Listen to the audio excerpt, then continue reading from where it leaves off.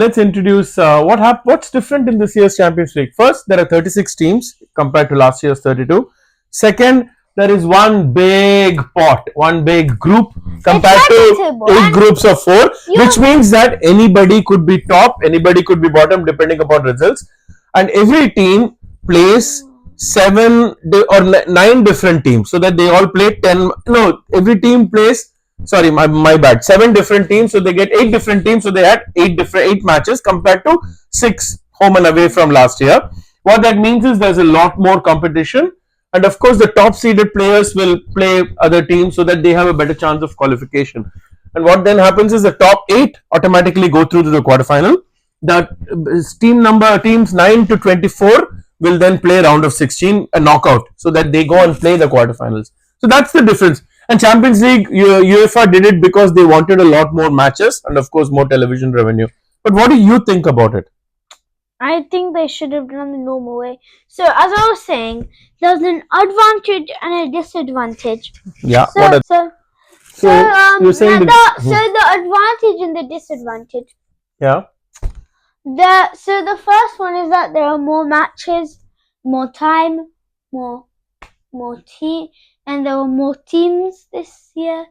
Yeah. And the disadvantage is that there's loads of, as you can see, loads of teams made new signings, Mbappe and Real Madrid and so much more. And also that it will be really hard to get through, because last year there were loads of groups that some were easy, but now it just a whole big table. That is true. So yeah, arguably. What do you think about player welfare? Everybody plays more matches, and because of that, they also are worried that there might be more injuries. In fact, people like Alisson and a few others, Rodri even, has spoken about what will happen about injuries as we play more and more matches, because the top teams will play up to 70 matches in a season. So the top players will play 70 matches, more injury chances. So that needs to be managed. So, but having said that, let's talk about the football itself. What happened this year was there were 3 days of matches, and the English teams played on each of the 3 days. Aston Villa and Liverpool, I think, played on the first day, where both of them won, or Liverpool played on the second day. Both of them won, I think, 3-0. Aston Villa had a great start, didn't they? After so many years, back to a winning form. Liverpool, of course, played very well. Then we had our top two big teams, Man City, who were at home versus Inter, the final replay from 2 years back, and Arsenal playing away to last year's Europa League champions, Atalanta.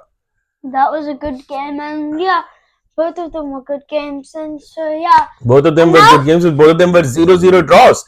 As in, it was a tough week for many of them, because if you think about it, Arsenal, and we'll come to the previous weekend's game and the next weekend's game. It was a 3 really difficult set of games for Arsenal, but all in all, it was a good one. So there were some good results. Real Madrid, of course, won with like Viren was saying, Mbappe scoring. Bayern Munich, what result? 9-2, and do you know who scored the most? Harry Kane. Oh my God, he scored 4 goals. Of course, 3 of them were penalties, but then he's arguably right now the world's best penalty taker. 9-2, my God. Of course, there was an upset. But yeah, there were loads of offside goals scored as well. But the biggest upset was Barcelona losing.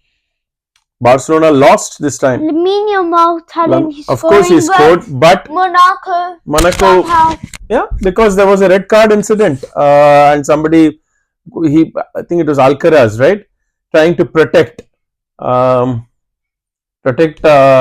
his forward, and yeah, he lost it, and that's what happened. But look, it is still first of many. As expected, well, obviously Bayern Munich is right at the top with a 7-goal difference, 9-2. Well, that takes some beating. Barcelona is in the back third because of their loss, and some of the favourites like Man City and Arsenal, who you would expect to progress at least to the quarterfinal, potentially be in the top 8.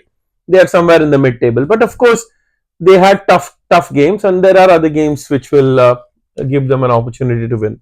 Yeah, all in all, interesting. Similarly, the Europa League also started, and not much to say, but teams played generally quite well. Man United drew, unfortunately, again. Quite underwhelming. Tottenham won yesterday. Tottenham actually did well. 10 men Tottenham won. Dominic Solanke scoring his first Oh, goal. he's doing well, huh? He started off with a big bang. Cut! He's not doing